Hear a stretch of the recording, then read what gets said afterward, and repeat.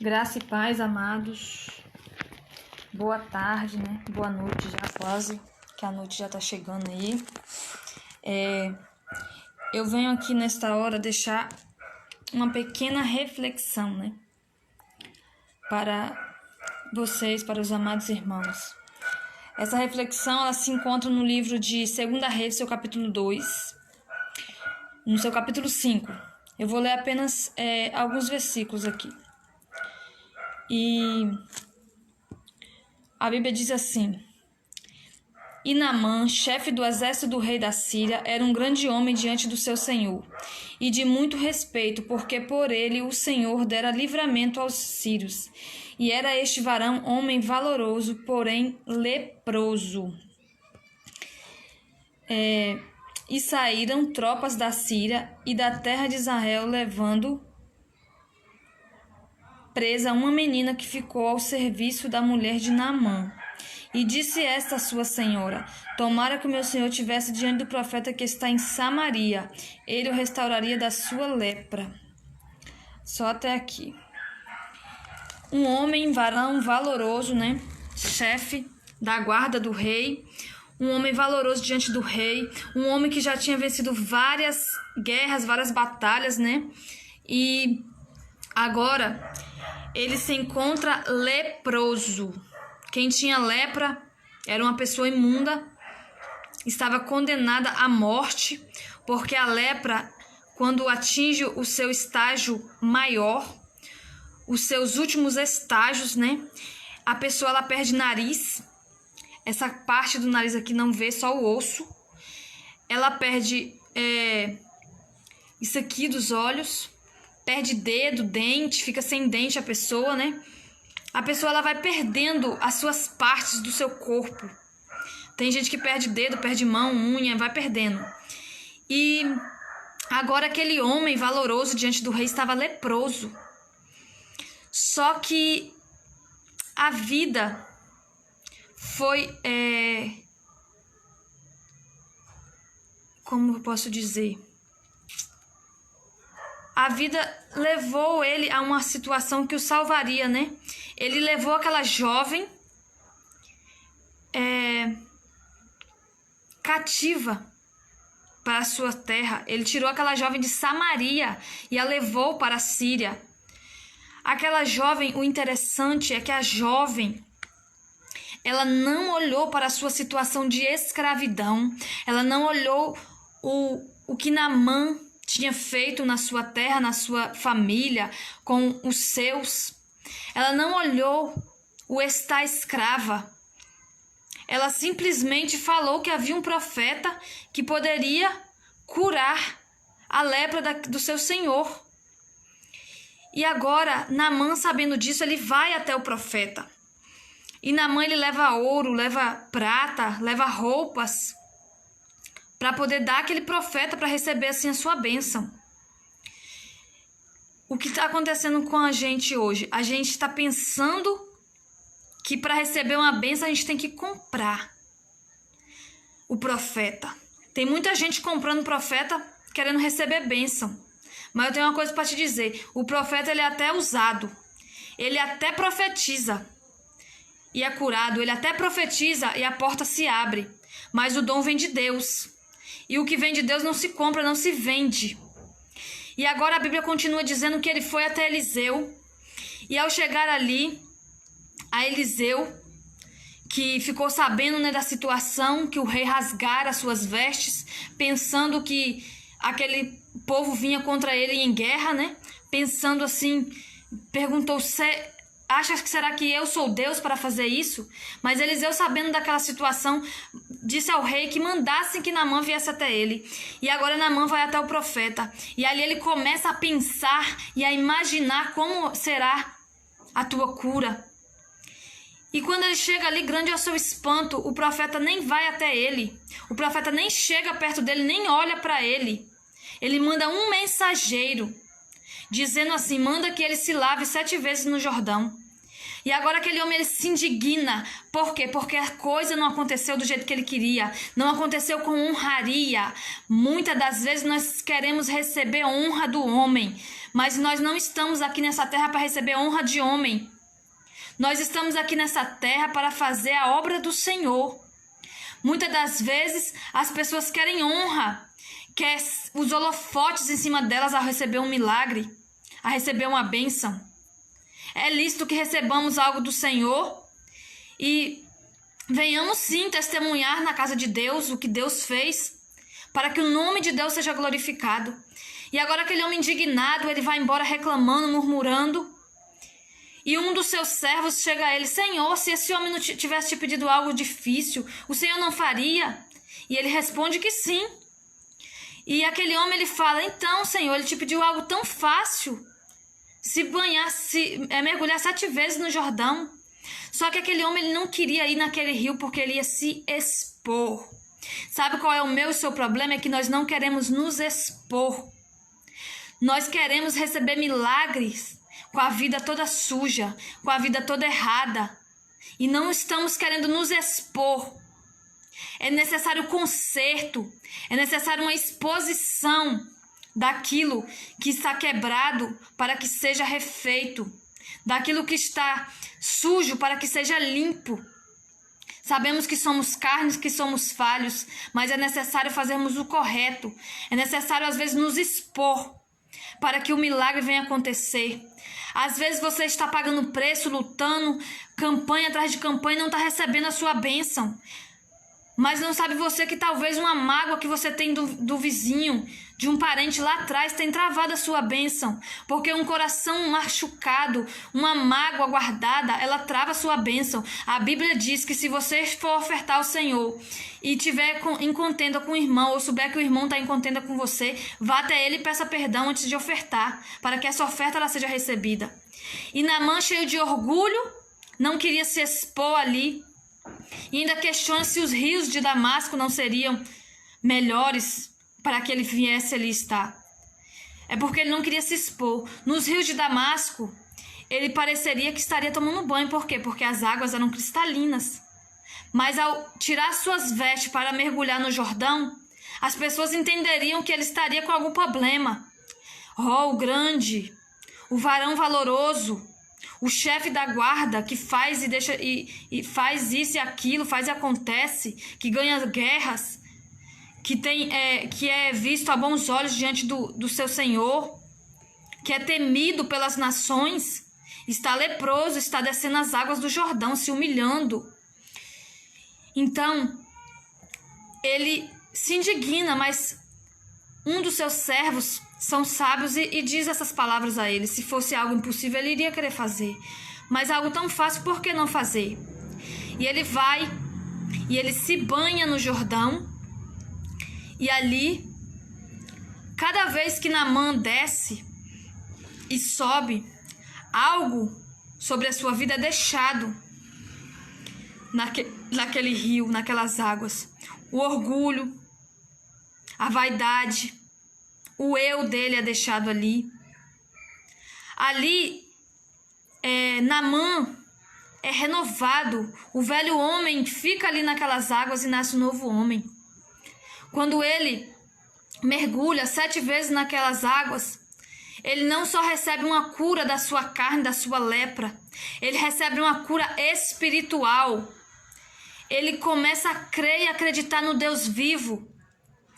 Um homem que adorava deuses pagãos, agora vai adorar o Deus dos deuses, Senhor dos senhores. Tanto que quando ele vai até o profeta, querendo levar ali aquelas ofertas, dinheiro, roupas, ele fala que ele vai adorar o Senhor, pede para levar um pouco da terra, para que ele possa fazer um altar, um lugar onde ele vai ali adorar a Deus. E já pede perdão se quando ele for até o templo com o rei e tiver que ali se prostrar diante daquele Deus pagão, por causa do seu Senhor, que perdoe esse pecado dele. E agora, por causa de uma menina que não olhou para a sua situação de escravidão, sua situação desfavorável, que não olhou para o mal que o seu próximo tinha feito. Aquele homem, ele é curado, ele é resgatado, ele é alcançado. O que está faltando nas nossas vidas hoje é sermos humildes. Porque a Bíblia também diz que Jesus ouviu falar que João Batista foi morto, que a sua cabeça foi cortada e entregue em uma bandeja. E Jesus se entristeceu porque Jesus, ele também era homem e João era primo dele. Nascera pouco antes que ele. A Bíblia diz, né, que no encontro de Isabel, a mãe de João e de Maria, João pula no ventre de sua mãe. E Jesus ouve que seu primo foi morto, aquele profeta que anunciou a vinda do Messias, ele estava morto. Havia perdido a sua cabeça. Jesus se entristeceu e ele queria se retirar.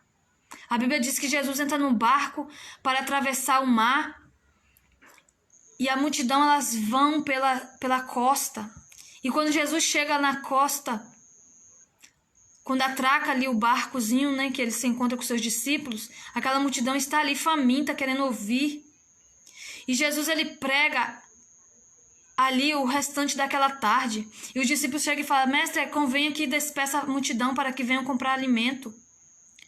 E Jesus ali faz o quê? A multiplicação dos pães e dos peixes.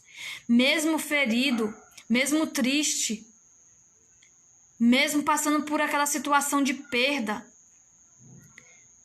A Bíblia diz que depois que Jesus, ele multiplica os pães e a multidão se alimenta, ele despede.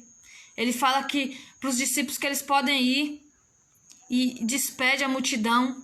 E ao terminar de despedir aquela multidão, Jesus vai até o monte orar, porque ele precisava daquele momento só. Então, que nós possamos seguir o exemplo dessa jovem que não olhou para a sua situação desfavorável e que nós possamos olhar para Jesus. Eu sei que nós somos carne, que nós somos falhos, pecadores, miseráveis, que olhamos para nós e pensamos: eu não sou capaz de ser como Jesus, de ter a atitude de Jesus. Seja imitadores de Cristo. Paulo diz nas suas cartas: seja imitadores de Cristo. Então que nós possamos buscar diante do Senhor cada dia mais ser como Cristo foi nessa terra, porque ele era homem. Ele deixou ser Deus e se fez carne e sofreu aquilo que nós sofremos hoje. E ele intercede por nós, porque quando nós passamos por uma decepção, Jesus sabe como que é, porque ele já passou pela traição de alguém que ele chamava de amigo. Traição essa que o levou à cruz, à morte. Ele já viu muita coisa, ele sente, ele sabe o que nós sentimos. Então, não olhe para a sua situação desfavorável. Quando alguém precisar de ajuda, ajude. O seu galardão, ele vem do céu. Não ajude alguém como se estivesse ajudando o homem, mas como se estivesse fazendo para o Senhor. Faça como se estivesse fazendo para o Senhor. Que Deus hoje possa mudar as nossas histórias. Que nós possamos ser imitadores de Cristo todos os dias da nossa vida. Que nós não deixemos que o orgulho, a vaidade, quando eu digo, não é vaidade brinco, batom, roupa, sandália, andar arrumado, não. Uma vaidade assim carnal mesmo, uma vaidade assim, como se fosse um orgulho. A pessoa anda com a cabeça em pé, o nariz empinado, se achando tal. Deus usa para fazer coisas e a pessoa começa a achar que é ela que faz. Eu faço e aconteço. E começa a vender aquilo que Deus deu de graça.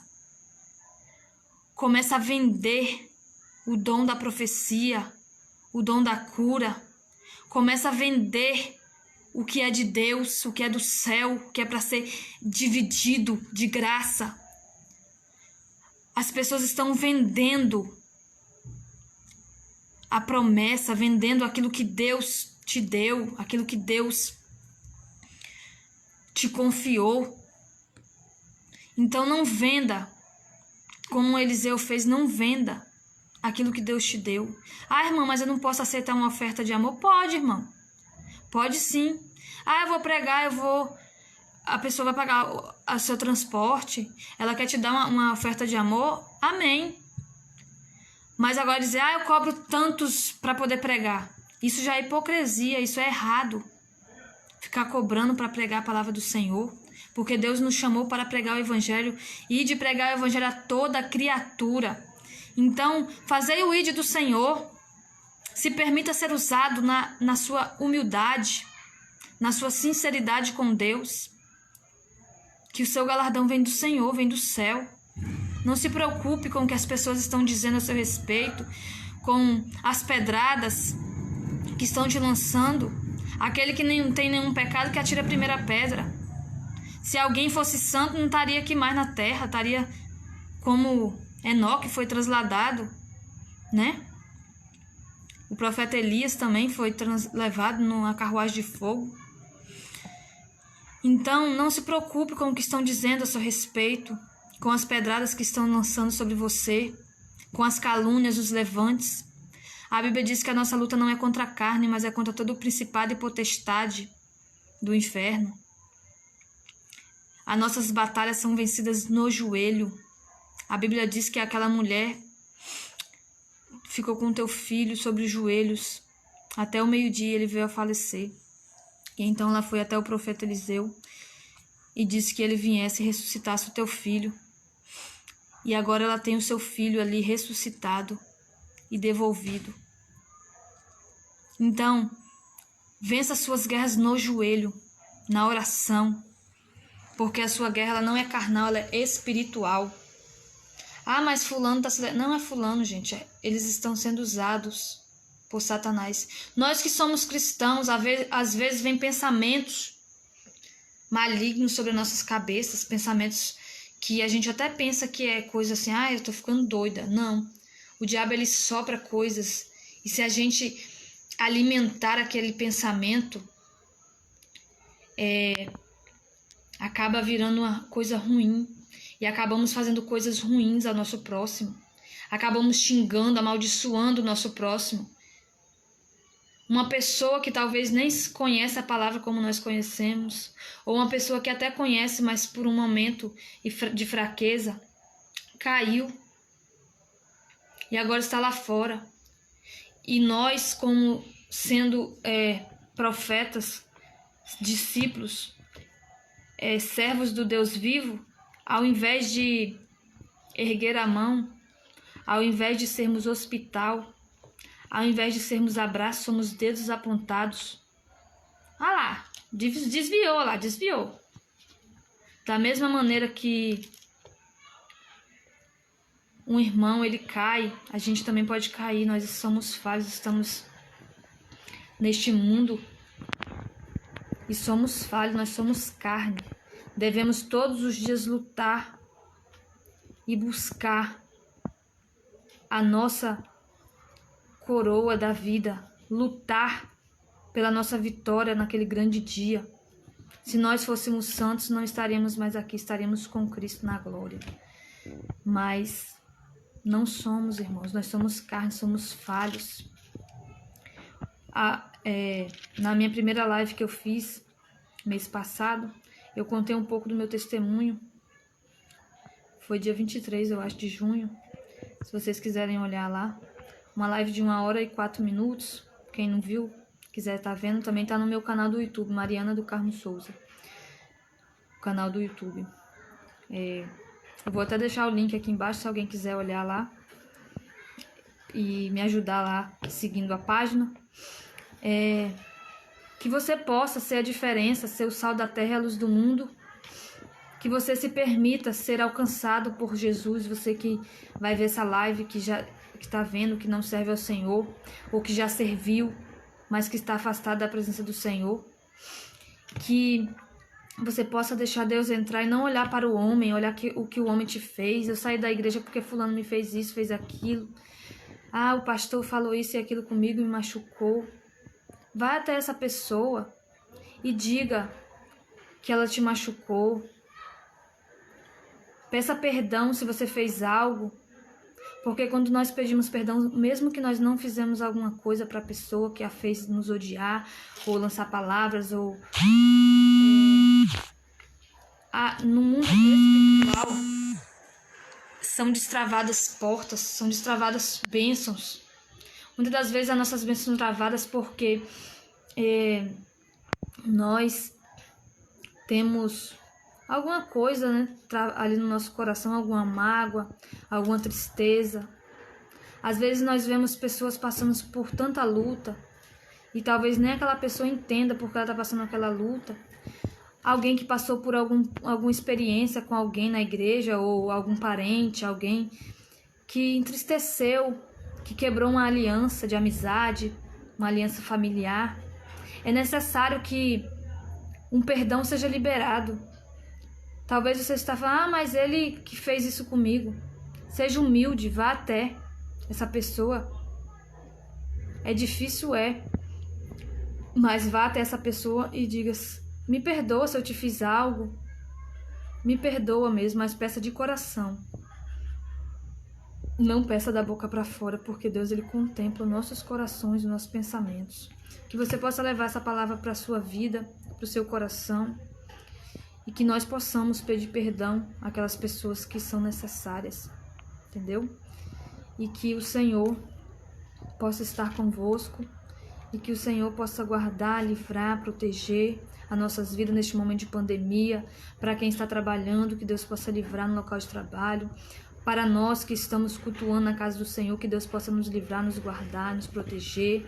Que nós não deixemos que o medo nos impeça de ir ao templo adorar o Senhor, porque é isso que o inimigo quer, que nós fiquemos apreensivos e não estejamos unidos com os irmãos para adorar. E que Deus possa fortalecê-los nessa tarde e aumentar a fé. E que possa chegar cura, renovo. Que alianças venham ser refeitas nessa tarde. Em nome de Jesus, fica na paz.